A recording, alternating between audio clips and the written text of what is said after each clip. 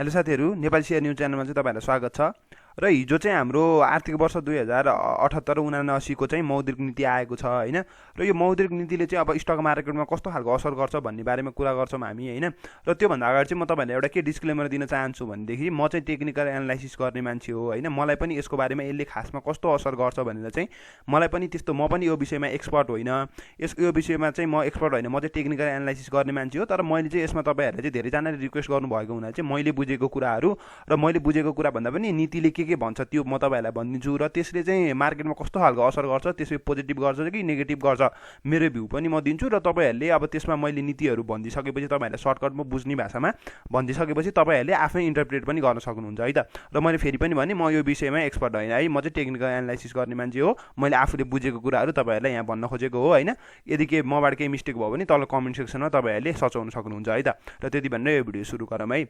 र यो आर्थिक वर्ष 2078-79 को मौद्रिक नीतिमा चाहिँ हामी नम्बर 1 पोइन्टमा चाहिँ हामीले यो मार्जिन ल्यान्डिङको कुरा लिएका छौँ हैन। यो मार्जिन ल्यान्डिङ भन्दा चाहिँ बुझ्नुहुन्न साथीहरूले, हामीले तपाईँहरूले बुझ्ने भाषामा भन्नु पर्दाखेरि चाहिँ यो हाम्रो सेयर कर्जा हो क्या हैन। तपाईँले अब जस्तो एक्जाम्पलको लागि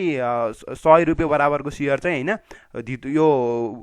तपाईँ 100 रुपियाँ बराबरको सेयर चाहिँ ब्याङ्कहरूमा राख्नुभयो भनेदेखि चाहिँ तपाईँहरूले चाहिँ 70 रुपियाँ चाहिँ तपाईँले के गर्न पाउनुहुन्छ, लोनको रूपमा लिन पाउनुहुन्छ क्या हैन। र यो मार्जिन ल्यान्डिङ भनेको चाहिँ हाम्रो 70% थियो पहिला पनि हैन, अघिल्लो आर्थिक वर्षमा पनि 70% थियो। त्यो चाहिँ घट्छ कि बढ्छ भन्ने कुरो थियो हैन। अब कति बेला चाहिँ घट्छ भनेर कुरा हल्ला गरिरहेको थिए, तर घटेन, 70% नै भएको छ मार्जिन ल्यान्डिङ। त्यो चाहिँ अब राम्रै कुरो हो हैन। अब तपाईँले 100 रुपियाँ बराबर चाहिँ राख्नु, 100 रुपियाँ बराबरको सेयर राख्नुभयो भने ब्याङ्कमा दितो तपाईँहरूले 70 रुपियाँ चाहिँ तपाईँहरूले के लोनको रूपमा पाउन सक्नुभयो हैन। अनि यसमा चेन्ज आएको कुरो, मार्जिन ल्यान्डिङमा चेन्ज आएको कुरो चाहिँ के छ त भन्दाखेरिमा चाहिँ 12 करोड भन्दा बढीको चाहिँ मार्जिन कर्जा चाहिँ लिन नपाउने भनेर एउटा यो नियम आएको छ क्या हैन। यो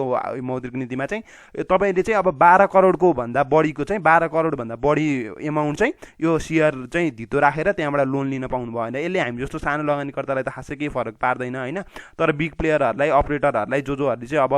धेरै एमाउन्टमा सेयर अब किनेर हैन, धेरै एमाउन्ट लगानी गरेर सेयरहरू किन्नुहुन्छ, सेयरहरू कर्नरिङ गर्नुहुन्छ, उहाँहरूलाई चाहिँ असर पर्छ हैन। अब 12 करोड भन्दा बढी चाहिँ सेयर राखेर लोन लिन नपाउने भएपछि त उनीहरूलाई अब क्यापिटलको कमी हुन्छ। त्यही भएर चाहिँ अब यसले चाहिँ अब राष्ट्र बैङ्कले चाहिँ कस्तो खालको गरेको होला भनेदेखि चाहिँ अब कर्नरिङ नहोस् भनेर हैन। अब धेरै एमाउन्ट त्यहाँबाट लिन नपाएपछि त कर्नरिङ गर्नलाई त धेरै एमाउन्ट चाहियो हैन। तर त्यताबाट लिन नपाएपछि त कर्नरिङ गर्न पाएनन् नि त बिग प्लेयरहरूले हैन, कर्नरिङ गर्न पाएनन्। र कर्नरिङ नभएको चाहिँ हाम्रो यो मार्केटको लागि राम्रै कुरो हो। र कर्नरिङ भनेको चाहिँ के भने एकैजनाले सेयर किनेर एक ठाउँमा थुपारेर राख्ने क्या हैन, एकैजनाले सेयर किनेर राख्ने, अनि सप्लाई नभएपछि त्यो सेयरको भ्यालु बढ्छ, त्यसपछि बढेर माथि पुगेपछि चाहिँ अनि त्यसपछि बेच्ने, त्यसलाई चाहिँ कर्नरिङ भनिन्छ हैन। कतिपयले बुझ्नुहुन्न, त्यही भएर भनिदिएँ मैले। र त्यो गर्न चाहिँ ठुला लगानीकर्ताहरूले नसक्ने जस्तो देखिन्छ, किनभने अब 12 करोड भन्दा बढी यो कर्जा लिन नपाउने सेयर धितो राखेर र एउटा ब्याङ्कबाट 4 करोड भन्दा बढी नपाउने 12 करोड पनि त्यो उहाँहरूले के गर्नु पर्यो, छुट्टा छुट्टै बैङ्कबाट 3टा बैङ्कबाट लिनु पर्यो। एउटा बैङ्कबाट 4 करोड भन्दा बढी नपाउने भनेपछि यसले चाहिँ के हुनसक्छ भने मार्केटमा कर्नरिङलाई घटाउन सक्छ। र हामी सानो लगानीकर्तालाई चाहिँ के घाटा बनाउन सक्छ यसले भन्दाखेरिमा चाहिँ,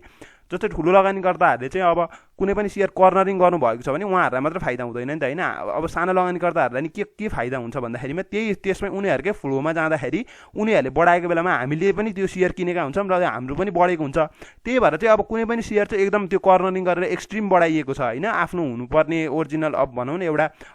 स्टक मार्केटमा यसको भ्यालु यति नै हुनुपर्ने भन्ने त हुँदैन। तर आफ्नो हुनुपर्ने रेन्ज भन्दा चाहिँ माथि गइसकेको छ भनेदेखि चाहिँ त्यस्तो स्टकहरूलाई चाहिँ अलिकति अब असर गर्न सक्छ है त यो न्युजले है त, जुनको चाहिँ अलिकति ओभर भ्याल्युड भइसकेको छ। हामीले स्टक मार्केटकै भाषामा भन्नुपर्दाखेरि जुन सेयर चाहिँ अलिकति ओभर भ्याल्युड भइसकेको छ, कर्नरिङ गरेर ओभर भ्याल्युड बनाइएको छ, त्यस्तो स्टकहरूलाई चाहिँ यो न्युजले चाहिँ अलिकति इफेक्ट गर्न सक्छ है त।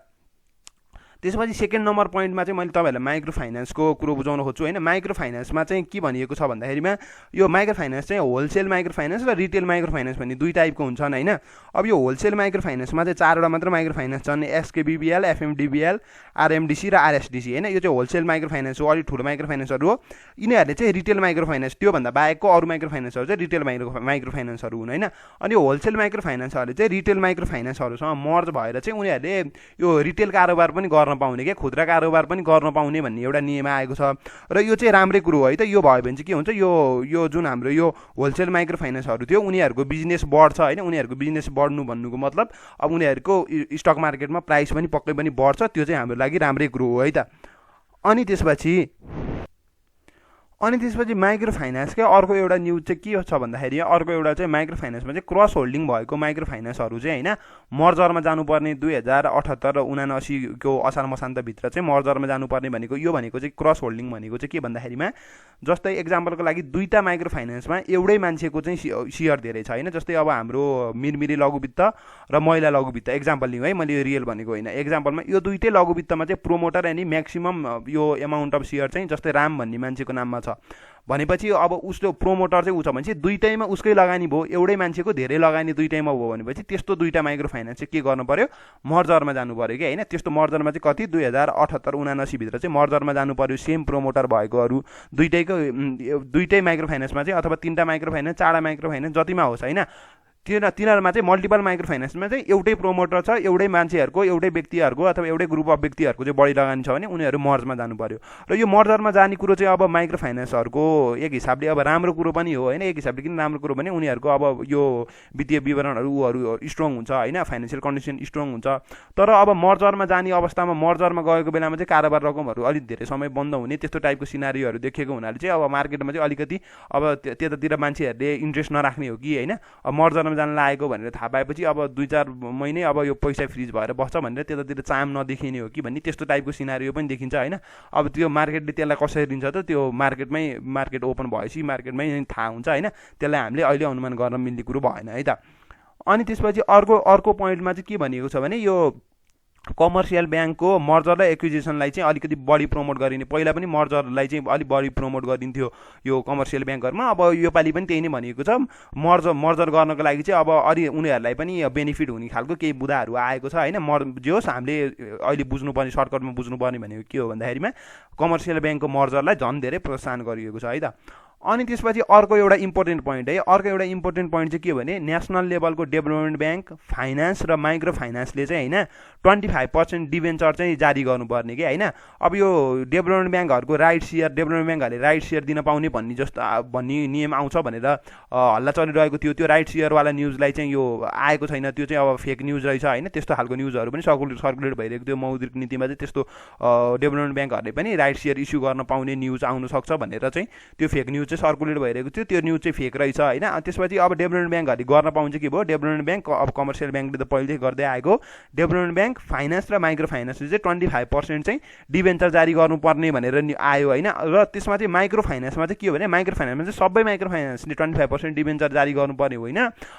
माइक्रो फाइनेन्समा चाहिँ मैले तपाईँहरूलाई अघि भनेको थिएँ होलसेल माइक्रो फाइनेन्सहरू एसकेबिबिएल एफएमडिबिएल आरएमडिसी र आरएसडिसी यिनीहरूले चाहिँ गर्नुपर्ने हो है त र यो पनि अब